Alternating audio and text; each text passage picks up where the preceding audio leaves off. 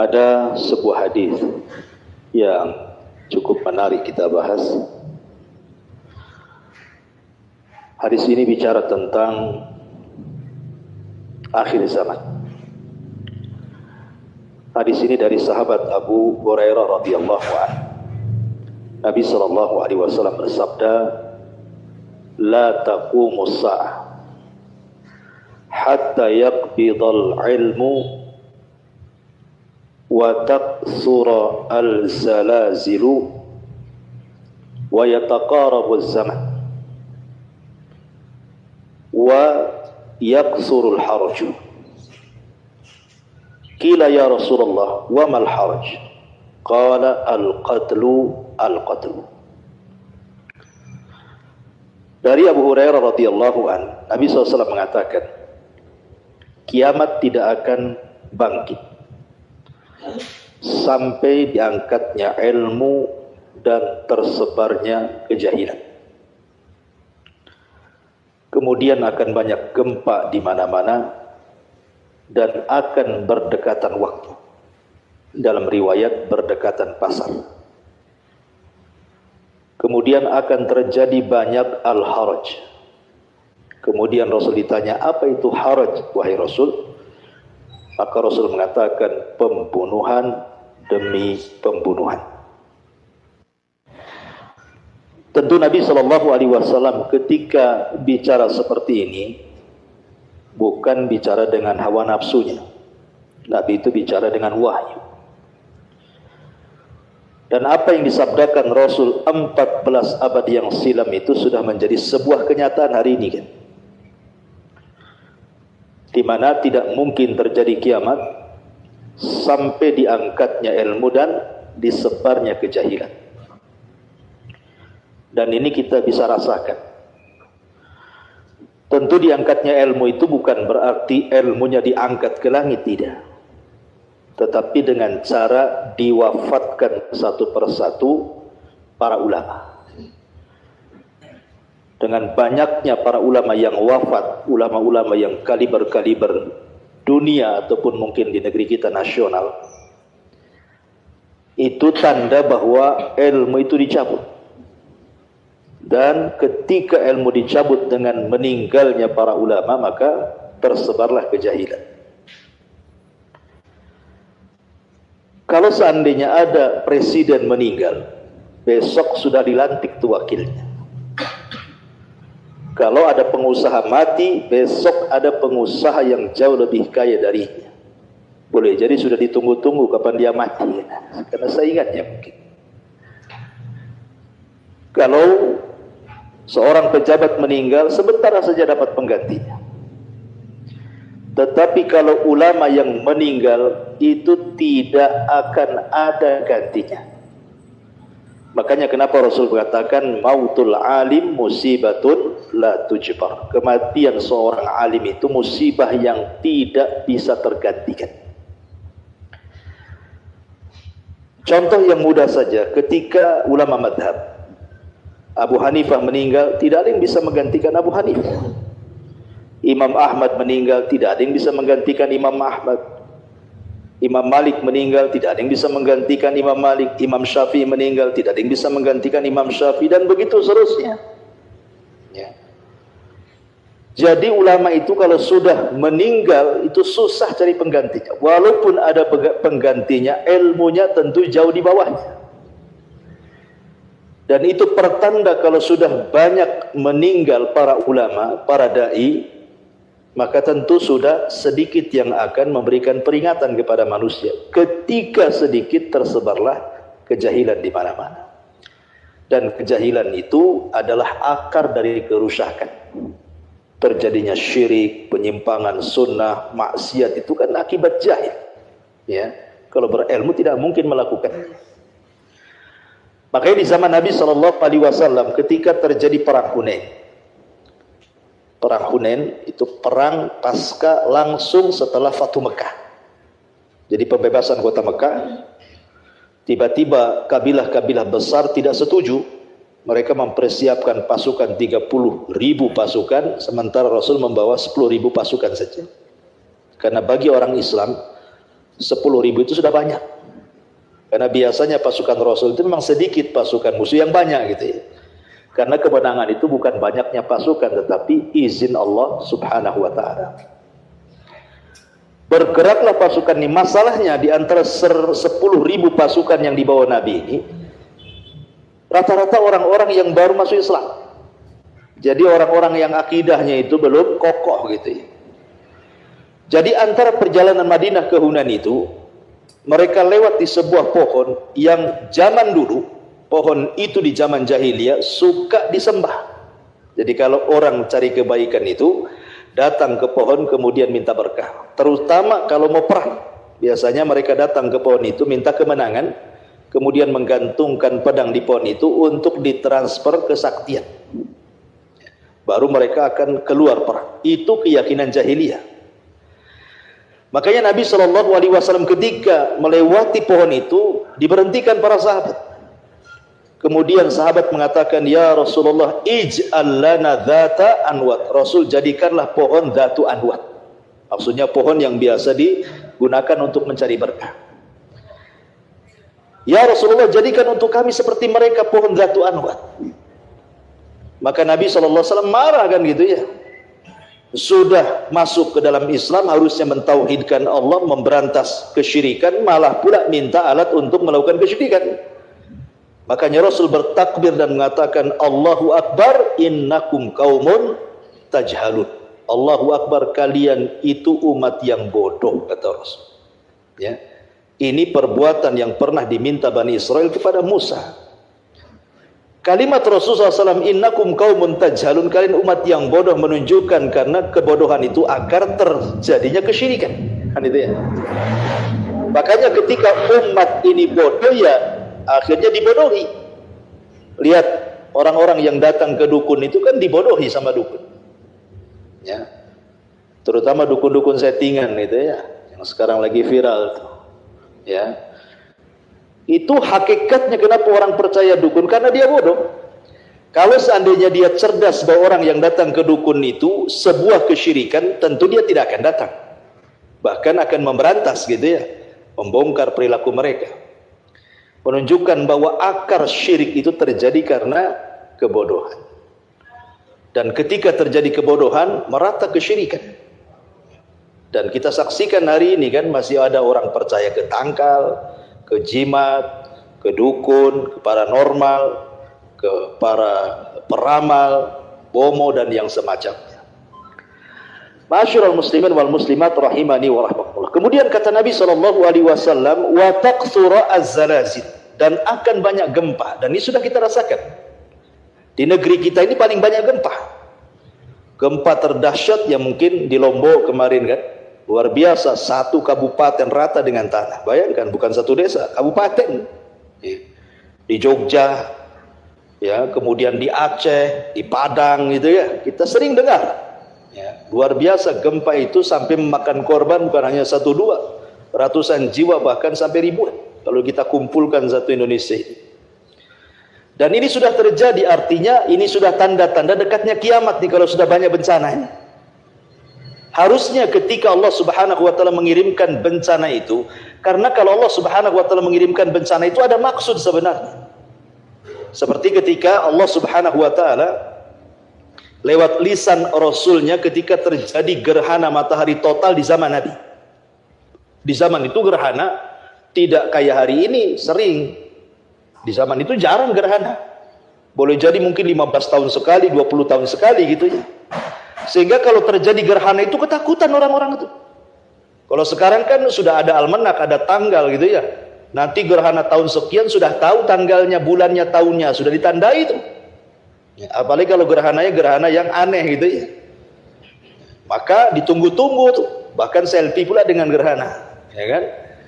Jadi di zaman itu ketika terjadi gerhana total matahari, ketakutan untuk para sahabat, disangka mau kiamat, karena kalau terjadi gerhana total kan gelap semua. Di zaman itu kan belum ada listrik masalahnya. Kalau sekarang terjadi gerhana total, ya hidupkan listrik, terang semua. Nah kalau zaman itu sekali gerhana total gelap semua, gak ada listrik, kan rasanya mau kiamat. Makanya Nabi SAW langsung mengingatkan para sahabat, tidaklah matahari dan bulan digerhanakan itu kecuali dalam rangka yukhawwifu ibadah, untuk menakut-nakuti hambanya, biar hambanya sadar dan kembali ke jalan yang benar. Jadi kalau terjadi musibah, entah gunung meletus, entah tsunami, entah gempa, itu sebenarnya Allah sedang menakut-nakuti kita gitu.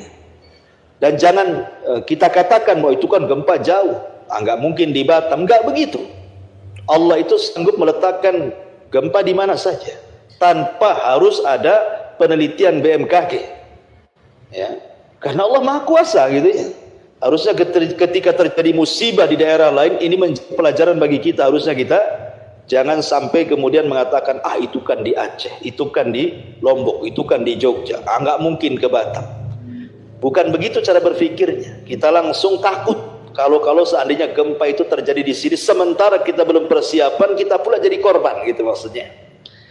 Ini kalau sudah banyak gempa, kata Rasul, berarti tanda-tanda akhir zaman. Kemudian kata Nabi SAW, yataqarab az-zaman, dekatnya waktu. Coba bayangkan sekarang kan, kayaknya cepat kali waktu itu. Tahu-tahu duhur saja sekarang cepat. Nanti melamun-melamun tahu-tahu asar, ya, tahu-tahu maghrib, tahu-tahu isya, tahu-tahu ngaca sudah banyak ubannya. Ya, namanya memang seperti itu. Kalau zaman dulu rasanya satu hari itu lama banget gitu ya. Sekarang cepat sekali. Berarti sudah ada tanda-tanda ke arah kiamat. Kalau sudah waktu sangat cepat, dalam riwayat yataqarabul aswaq, pasar sangat dekat. Bahkan bukan dekat lagi, pasar sudah di tangan sekarang ini. Tinggal COD saja ya. Ya, main Shopee ya, main Tokopedia, pasarnya sudah di tangan sekarang. Nggak perlu angkot lagi jauh-jauh jalan ke pasar, nggak perlu pegang handphone COD ya, cocok bayar tak cocok viral kan gitu ya. Artinya bahwa pasar sudah berdekatan sekarang ini. Yang membeli dan yang menjual dekat sekali sekarang, nggak perlu kemana-mana. Dan itu sudah tanda-tanda kiamat. Tanda-tanda kiamat itu tidak mesti jelek, tidak. Ya, seperti dekatnya pasar tidak mesti jelek kan gitu ya. Bisa saja membantu kita. Tetapi ketika terjadi seperti itu, berarti sudah apa yang dibicarakan Rasul 14 abad yang silam itu menjadi sebuah kenyataan. Ya. Kemudian kata Nabi SAW, wa yaksura al-haraj, dan akan banyak pembunuhan. Dan Nabi SAW sampai mengatakan dalam sebuah hadis, kelak di akhir zaman itu ada seseorang yang membunuh seorang muslim, tetapi yang membunuh ini la yadri fima qatal wal maqtulu la yadri fima qutil. Jadi orang yang membunuh itu tidak tahu alasannya kenapa dia bisa membunuh.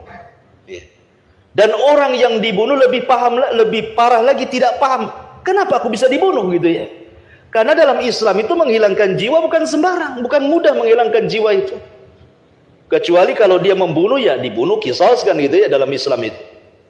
Tetapi kalau seandainya main bunuh-bunuhan, tidak boleh, semua agama melarang pembunuhan. Karena dosa pembunuhan itu luar biasa menjadi perhatian bagi Nabi SAW. Bahkan Al-Quran sendiri menyebutkan dosa pembunuhan itu ancamannya berat. Kata Nabi SAW, kata Allah Subhanahu wa taala, "Wa man yaqtul mu'minan muta'ammidan fajaza'uhu jahannam khalidan fiha wa ghadiballahu 'alaihi wa la'anahu wa 'adda lahu 'adzaban alim." Siapa yang membunuh seorang muslim secara sengaja, maka dia pantas masuk neraka jahanam, dikekalkan di dalam. Makna kekal di sini maksudnya bukan selama-lamanya, tidak. Saking lamanya sehingga Allah katakan dikekalkan. Lama. Orang kalau membunuh seorang muslim masuk neraka itu lama keluarnya tuh. Sampai bahasa Quran itu khalidan fiha, dikekalkan di dalamnya saking lamanya. Ya. Kemudian yang kedua Allah murkai dia. Kemudian yang ketiga Allah laknat dia. Kemudian yang terakhir Allah sediakan azab yang pedih. Tidak ada satu dosa yang runtutan ancamannya begitu dahsyat kecuali pembunuhan. Ya. Bahkan ketika Allah Subhanahu wa taala menyinggung pembunuhan Qabil kepada Habil, apa kata Allah? Min ajli dzalik katabna ala bani Israil annahu man qatala nafsan bighairi nafsin aw fasadin fil ardi faka'annama qatala an-nasa jami'a. Karena sebab itulah maka siapapun yang melakukan pembunuhan atau merusak di bumi, maka satu jiwa dibunuh seolah-olah dia membunuh semua jiwa, kata Quran. Bayangkan, satu membunuh seolah-olah dia membunuh satu bumi itu kan. Menunjukkan bahwa pembunuhan itu bukan perkara biasa. Saya akan contohkan satu kisah. Kisah ini disebutkan di dalam kitabnya Musannaf li Abdul Razzaq As-San'ani, dan juga dikeluarkan Imam Baihaqi dalam sunannya dan sanad yang baik. Jadi dahulu di kota Yaman, di kota Son'a, di zaman Amirul Mukminin Umar bin Khattab radhiyallahu anhu, ada cerita seorang wanita. Dia menikah dengan seorang laki-laki yang punya anak. Artinya anak itu bukan anak wanita ini, tapi anak bawaan suaminya. Menikah, hidupnya senang, ya. Tapi karena kemudian kesulitan ekonomi, akhirnya suaminya pergi ke daerah lain untuk mengadu nasib mencari nafkah. Karena lamanya kesepianlah wanita ini, istrinya. Akhirnya selingkuh dengan laki-laki lain. Kemudian Allah takdirkan anak bawaannya ini mengetahui perselingkuhan ibu tirinya dengan laki-laki lain. Khawatir kalau seandainya anak tirinya membocorkan aibnya kepada ayahnya kalau dia datang. Akhirnya jahatlah wanita ini dan ingin merencanakan pembunuhan karena sudah ketahuan aibnya, ya. Akhirnya kemudian wanita ini ngomong sama selingkuhannya, bagaimana kalau kita bunuh anak itu? Itu kan bukan anak saya, itu anak suami saya. Kalau seandainya dia sampai melaporkan kepada ayahnya tentang perselingkuhan kita, besar masalahnya. Kalau gitu kita bunuh saja. Tetapi selingkuhannya takut. Membunuh anak itu takut kalau seandainya dia yang membunuh, langsung dia yang membunuh akan terjadi masalah.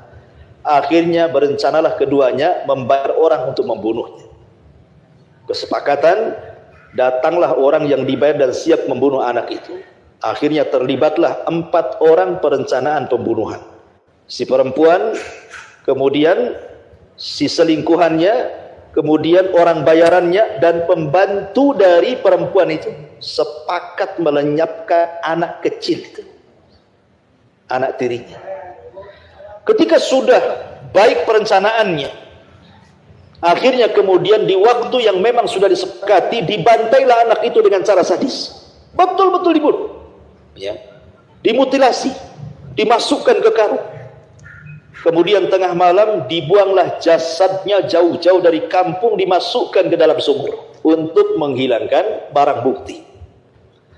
Tetapi Allah Subhanahu wa taala tidak lalai. Allah katakan, wala tahsabannallaha ghafilan amma ya'malu zalimun. Jangan sangka Allah lalai terhadap perbuatan zalim.